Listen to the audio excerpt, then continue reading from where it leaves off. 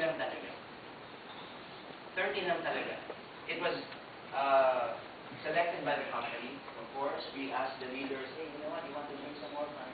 Because we have seen that it needs to grow. Then I think we can handle it. So my challenge is simple.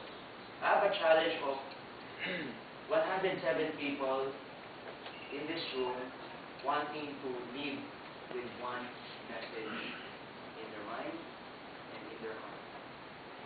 That this is a solid opportunity. That if I waste it,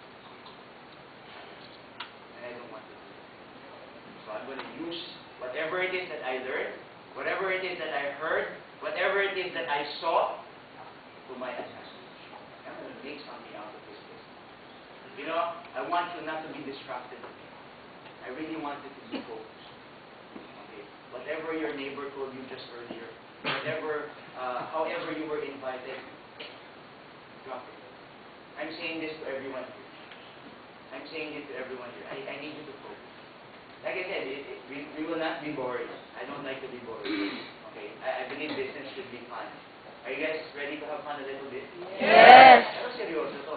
Serious income, okay, we will be talking about. So, back to what I was saying, I need you to be focused. Okay? I need you to be focused. I need you not to be distracted. Right?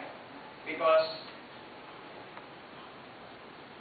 this training, okay, ulitin ko na yung sinabi ko na opening, can potentially change your life. And I have no doubt that it can, and it will, for many, if not all of you. I hope and pray for you. Okay? So, tanong, are you ready? Yes! Are you sure? Yes! Tanong mo nga yung katabi mo, ready ka rin ba? Ready ka ba? Ready ka ba? Ready ka ba? Ready ka ba?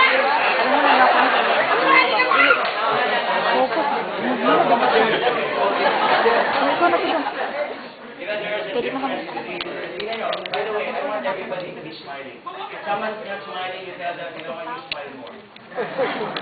Okay, get it in.